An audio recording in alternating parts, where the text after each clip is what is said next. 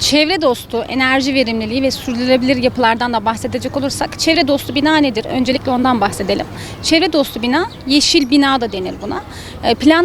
Planlama aşamasından yıkım aşamasına kadar tüm döngüsünde çevresel sürdürülebilirliği merkeze alan yapılardır.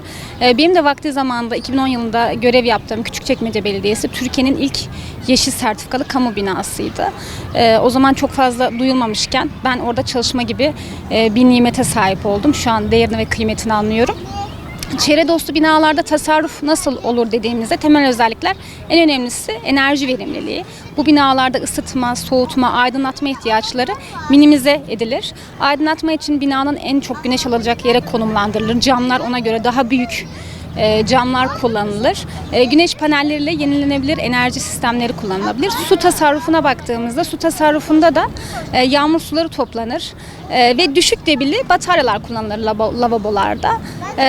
İnşaat aşamasından binanın bitimine kadar çevreye zarar vermeyecek sürdürülebilir malzemeler tercih edilir ve iç mekanda boya maddesi olarak da kimyasal salınım yapmayan, kimyasal kokusu insanı rahatsız etmeyecek, konforlu ve sağlık açısından belli sertifikalara sahip olan boyalar kullanılır.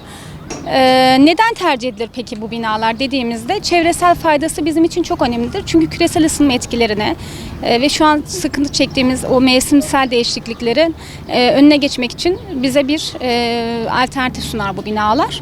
Ekonomik tasarrufa baktığımızda ilk yatırım maliyetleri bu binaların yüksektir.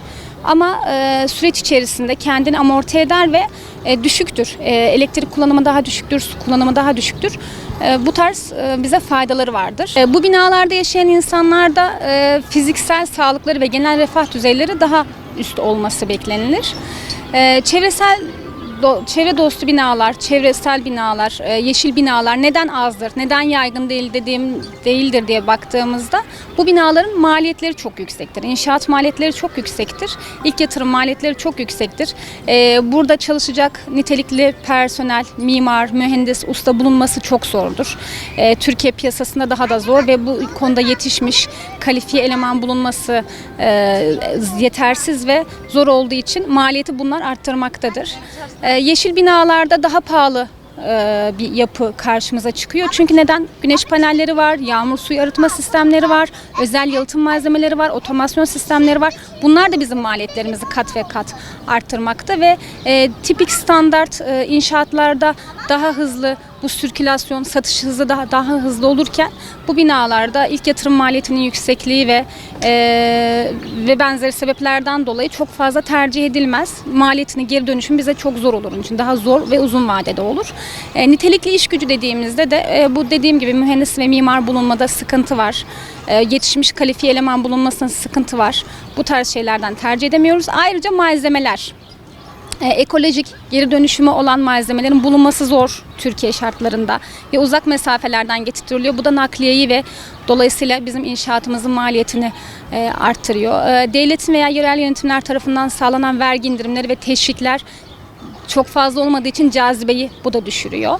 Ayrıca burada bu sistemler büyük odalar, büyük yerler teşkil ettiği için bunlar arsa maliyetlerini de etkiliyor. Biz şu an metropollerde arsalar çok yüksek fiyatlarda. Bu arsaların meblağını karşılamakta da sıkıntı çektiğimiz için yeşil binalar, çevre dostu binalar şu an çok fazla karşımıza maalesef bu etkenlerden dolayı karşılaşılmıyor ve çok fazla yapılmıyor, tercih edilmiyor. Sürdürülebilir şehirleşme nasıl olmalı?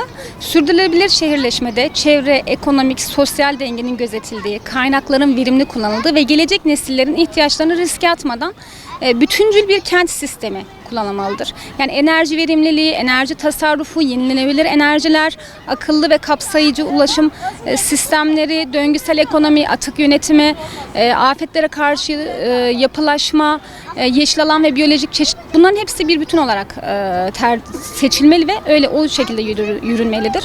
Aslında biz şu an akıllı sistemler, işte sürdürülebilir sistemler yaparken modernleşmeden önceki hayatımıza bakıyoruz. İşte anneannelerimizin, dedelerimizin yaşadığı ahşap evler, herhangi bir doğaya zararları yok.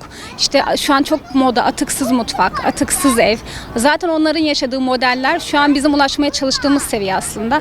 Eskiden ahşaptan, kerpiçten, doğaya zarar verilmeden evler yapılırdı. bir şekilde onlar yıkıldığında yakacak olarak kullanılırdı. Bir yerde bir şekilde değerlendirilirdi. Biz şu an bu kadar modernleşmeyle, bu kadar gelişmeyle o standartları tekrar yakalamaya çalışıyoruz. Yeni yeni çözümler geliştiriyoruz. Beğenmiyoruz, tekrar yapıyoruz.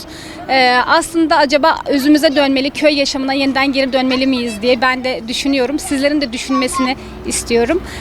Çok teşekkür ediyorum böyle güzel bir havada, güzel bir ortamda sohbet ve muhabbet etme imkanını bana verdikleri için. Keyifli günler dilerim.